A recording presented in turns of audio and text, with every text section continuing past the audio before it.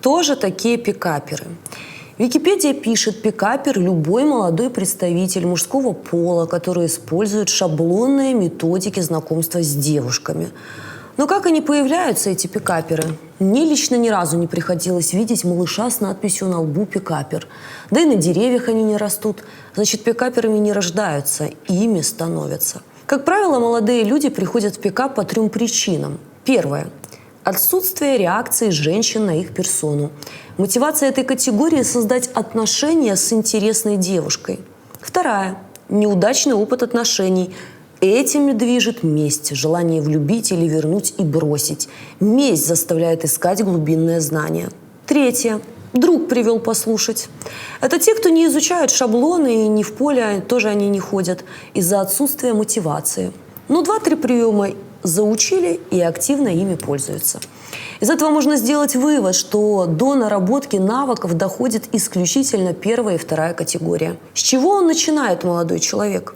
Сначала он учится знакомиться, отрабатывая шаблоны классического пикапа. Работает в поле, как они говорят. Следующий этап развития профессионального роста – укладывать в постель на 3-м свидании. На этом этапе отсеиваются те, кто хотел найти отношения. Этому же нужно время уделять. Нормальному мужчине есть чем заняться. Остаются кто? Те, кто имеет более вескую причину, а именно неудачный опыт отношений. Дальше он учится укладывать в постель за вечер, это называется фаст. Он переспал сотни девушкой, что дальше? Он говорит: все женщины в сексе одинаковы. Ему надоедает. Он тоже уходит.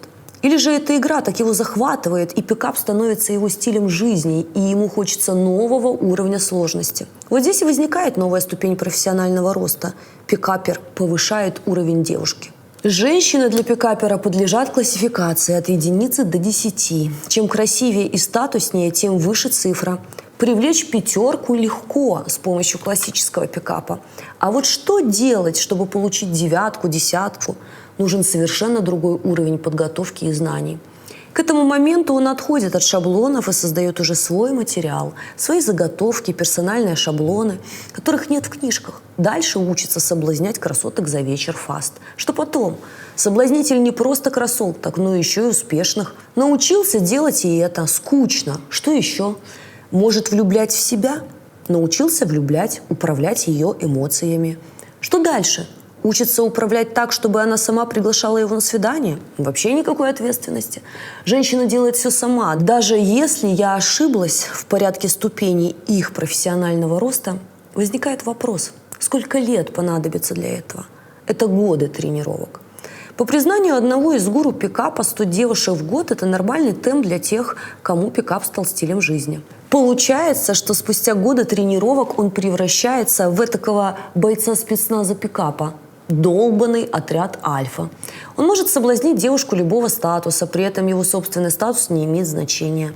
Его навыки отточены, он становится мастером соблазнения. Возникает вопрос: он так долго шел по этому пути, а это минимум 3 года, хотя мне кажется, что лет 5. Значит, у него обязательно должна быть причина. Люди никогда ничего не делают просто так, у них всегда есть причина. А причин этих 2. Личная выгода.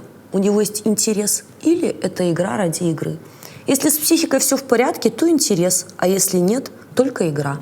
Те, у кого психика травмирована, превращаются в игроков, адреналиновых наркоманов. Власть – это самый сильный наркотик. Их навыки и знания дают им ощущение власти. Они чувствуют себя кукловодами. Они утверждаются в своем величии и ищут женщину поудобнее. Когда я писала свой роман «Жить жизнь», я изучила тонны литературы. Насмотрелась недели видео, наслушалась аудиозаписи, наобщалась с гуру и адептами пикапа. После всего прожитого и пережитого сделала один важный вывод. Пикап – это молоток, которым, как известно, можно гвоздь забить, дом построить, а можно палец разбить или голову. Все зависит от того, у кого молоток в руках, как он применяет его лично и как учит применять других. Предлагаю познакомиться с самыми знаменитыми гуру пикапа, потому что имею право на субъективное мнение. Для того, чтобы понять, кто такие ученики, нужно понять, кто их учителя. Основателем первой школы пикапа принято считать автора, появившегося на прилавках в 1992 году, моментально ставшего популярным творением руководства по пикапу «Как затащить в постель» Росса Джеффриса. Книга предназначалась для мужчин и содержала целый ряд практических указаний, способных ускорить момент знакомства с девушкой, завладеть ее вниманием и в конечном счете, как и следует из самого названия бестселлера, затащить в постель. Скоростное соблазнение родилось из попыток Росса кардинально изменить свою сексуальную жизнь. Он открыто признается, что в течение долгих лет мучился от недостатка сексуальных связей с женщинами. После обучения у Ричарда Бендлера, основателя НЛП, Росс великолепно воплотил принципы эриксоновского гипноза и основы НЛП в мощные инструменты для быстрого соблазнения и описал это в своем творении. Росса Джеффриса по праву нужно считать папой всего пикапа. Именно он основал самый первый в мире семинар по соблазнению Speed Seduction, а также самую первую в мире конференцию, посвященную вопросам знакомства и соблазнения. Все же остальные гуру пикапа так или иначе являлись его учениками. Вторую волну развития пикапа нужно назвать появление книги «Метод Мистери» Эрика фон Марковика. Эрик известен в пикап-сообществе как Мистери, один из наиболее известных и почитаемых гуру в США. Разработал свой метод шаблонного соблазнения статусных, красивых, успешных женщин с одноименным названием «Метод Мистери». Вторая книга получила название «Метод Мистери. Как таскать постель красоток». Мистери признается, что был крайне застенчив до прихода в пикап и не слишком привлекал внимание женщин, скорее наоборот. Пикап изменил его жизнь, и, как он сообщает в своих книгах, теперь он спит исключительно с красотками. В настоящее время Мистери является создателем и главным инструктором компании «Метод Мистери», которая проводит семинары по соблазнению по всему миру и продает различную мультимедиа-продукцию на эту же тему. Также возглавляет компанию «Венерианское искусство» и ведет реалити-шоу. Следующим ярким представителем назову Нила Страуса, автора книги «Игра». От себя добавлю, рекомендую почитать эту книгу каждой женщине, хотя бы 50 страниц, для того, чтобы понять, как мыслят и живут гуру пикапа. Кроме этого, в «Игра» описаны судьбы самых знаменитых пикаперов мира. И если вы увлекаетесь психологией, то сможете многое понять для себя. Я же отходила от прочитанного несколько дней. Именно в книге Нила я открыла такое понятие, как игра. В пикапе это значит состояние, когда пикап становится стилем жизни, неким символизм тайного сообщества пикаперов. Мировые гуру – это хорошо, но нам интересны те, кто поближе к нашим телам. Потому что именно они вкладывают в головы начинающих свои мысли. Самым знаменитым, конечно же, является Филипп Богачев. Искренне скажу, что Богачеву аплодирую стоя. Именно он своим безграничным энтузиазмом вдохнул жизнь в отечественный пикап. Кроме того, не могу восхититься его аналитическим умом. Я уверенно могу сказать, что РМС – самая сильная школа пикапа в мире. Именно Богачев смог взять все самое действующее из мировых течений, приправить это гипнозом и сотворить дьявольскую смесь для уничтожения женской самости. Благодаря его коктейлю женщина превращается в куклу, которую можно заставить улыбаться или плакать, радоваться или горевать, любить или ненавидеть, всего лишь дернув за нужную ниточку. А пикаперы стали кукловодами, профессиональными игроками с женским бессознательным. Он создал идеальную систему, которая выращивает профессиональных убийц женской самости. Многие гуру публично заявляют о том, что пикап изменился.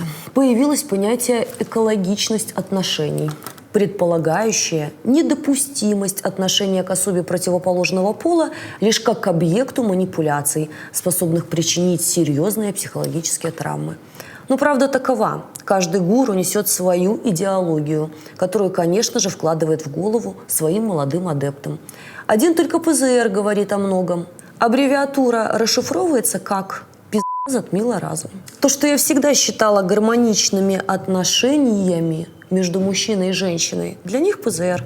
Их гуру так и пишет: если вдруг возникло желание быть только с одной женщиной, это нужно немедленно лечить. Знаешь, какие самые правильные отношения для профессионального соблазнителя игрока? Он в отношениях, вы все для него делаете и в сексе, и в карьере, а он при этом трахает все, что движется. Соблазнитель должен соблазнять, утверждает гуру. А если вдруг он верен, то это ПЗР.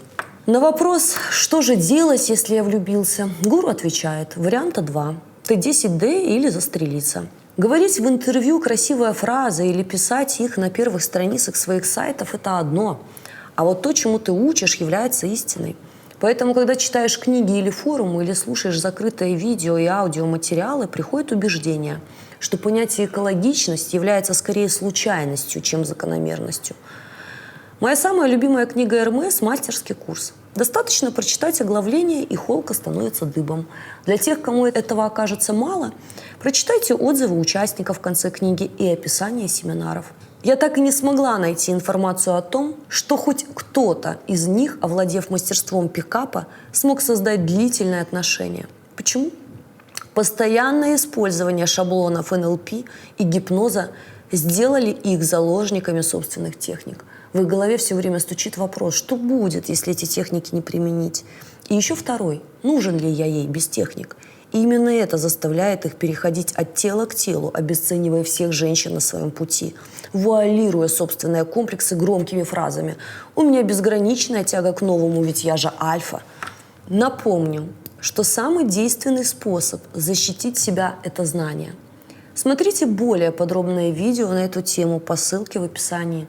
Ставьте лайки и подписывайтесь на канал. Ваши рекомендации спасают тысячи.